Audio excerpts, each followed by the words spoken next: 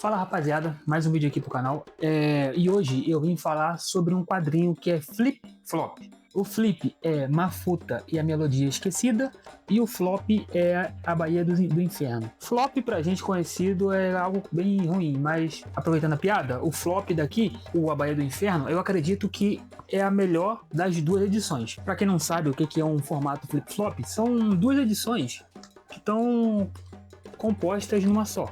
Basicamente, quando chega no meio, você tá no final da edição número 1, no caso, o Mafuta e a Melodia Esquecida, e na outra metade tá o final do A Baía do Inferno. E devo admitir, entre esses dois, o que mais me chamou a atenção quando eu tinha feito o apoio na Poptopia para comprar foi o Mafuta. O A Baía do Inferno, ele tava junto, então assim, espero que seja legal. Só que ao final da leitura, eu achei o A Baía do Inferno melhor do que Mafuta. E eu vou dizer isso, vou explicar mais ou menos o porquê no vídeo. Antes de mais nada, tem que deixar claro que Mafuta e a Melodia Esquecida e a Baía do Inferno são quadrinhos africanos. O Mafuta, ele é de Angola, e A Baía do Inferno é de Cabo Verde. Na edição foi o Daniel Neto e o Kevin Freitas, o design editorial é do Bruno Moita e a revisão é do José Lucas Cunha. E na primeira página aqui do quadrinho, no caso vindo pelo Mafuta,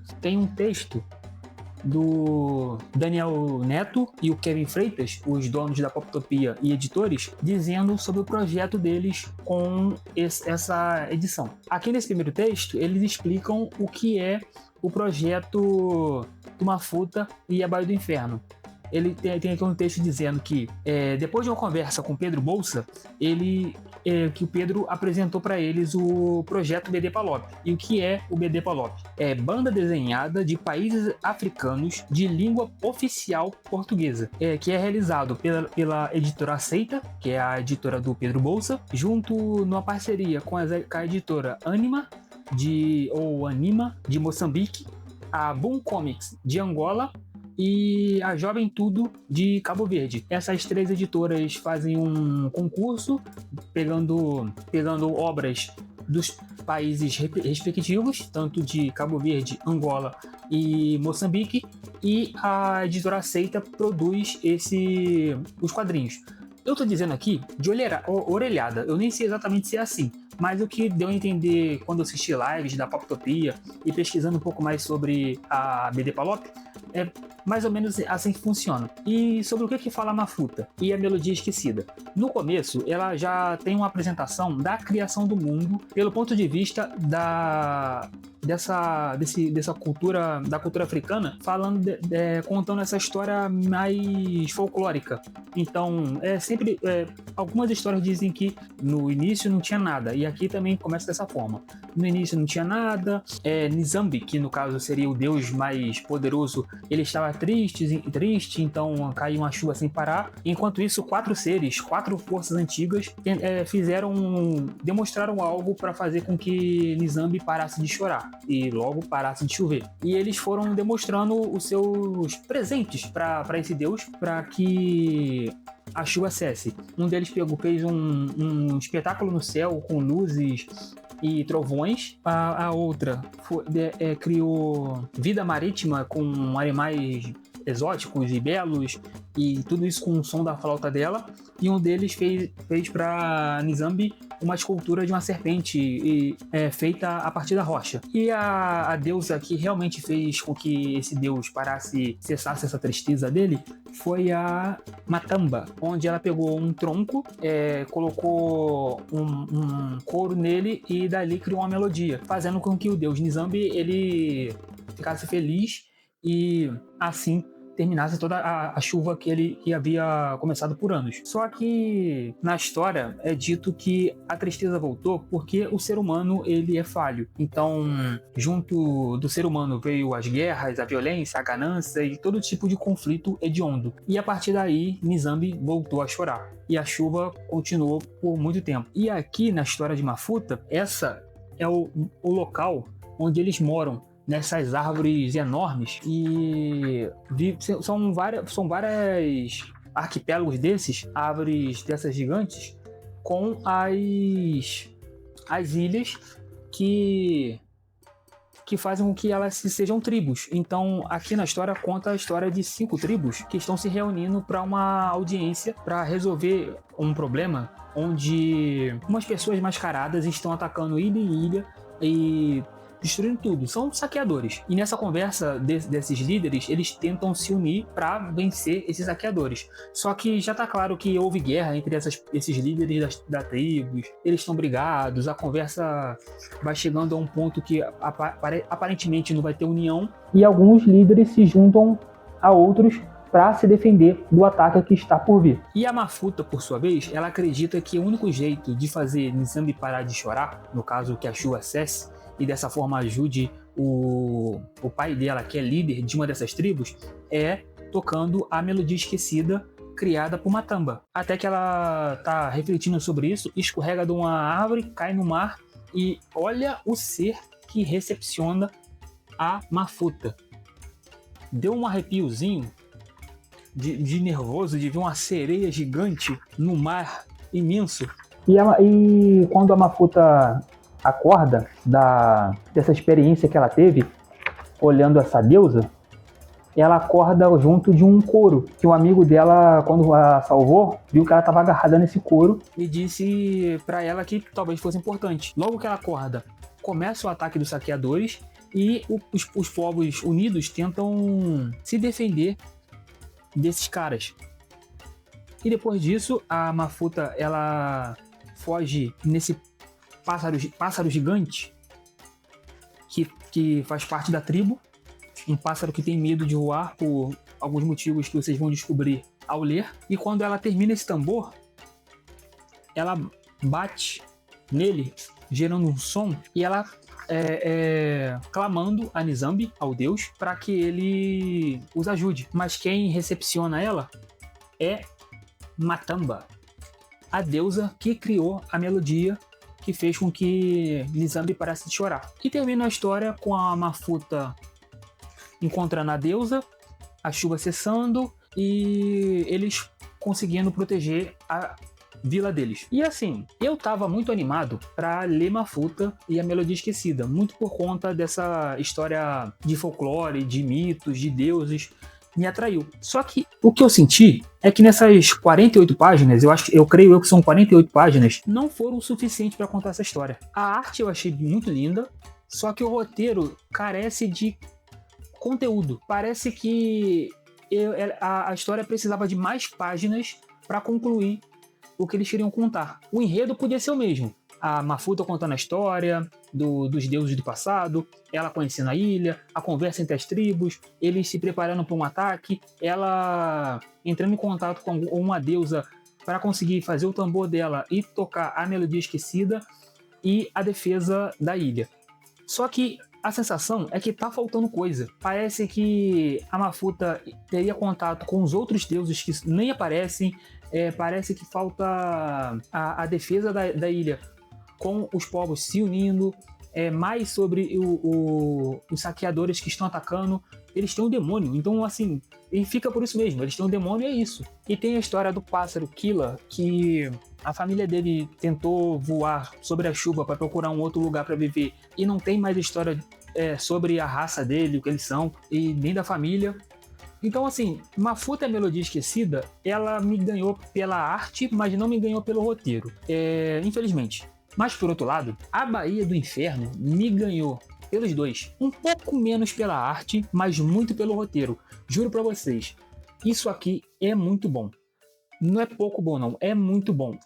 É ação o tempo inteiro, é porrada a dar com pau, são personagens cativantes e um final explodiu a minha cabeça. O que conta aqui na Baía do Inferno? Conta a história do Bobo, esse grandão aí metendo a porrada nos outros, com a família dele. O começo dela é assim, o Bobo, ele vai tirar o cunhado dele de um bar que tá arrumando confusão, porque ele tá jogando com guardas, ele nem deveria estar arrumando essa ideia de jogar com os guardas. E aí a esposa dele pede pra salvar o irmão, ele vai lá buscar o cunhado, e o cunhado, que é o Babacar, que é engraçado que tirando um R, ele é um verdadeiro babaca, ele tá jogando com os guardas, E é aquilo, ele tá trapaceando. Até que os guardas querem tirar satisfação e o bobo dá um soco.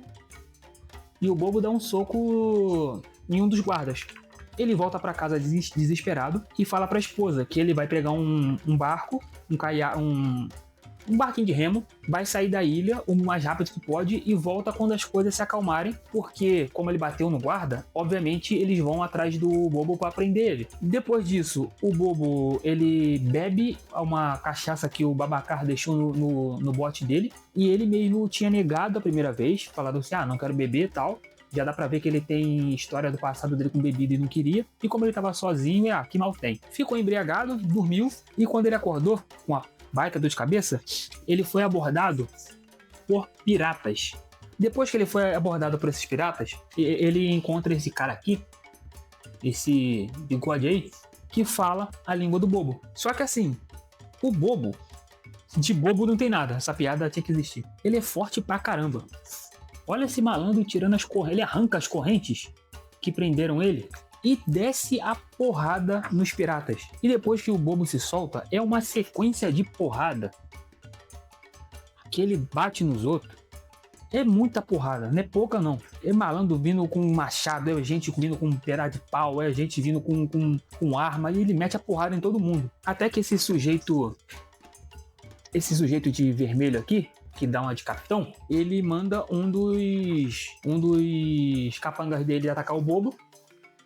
E aí o bobo não tem muita chance. Ele é jogado da prancha do navio pela tripulação e o bigode também é jogado.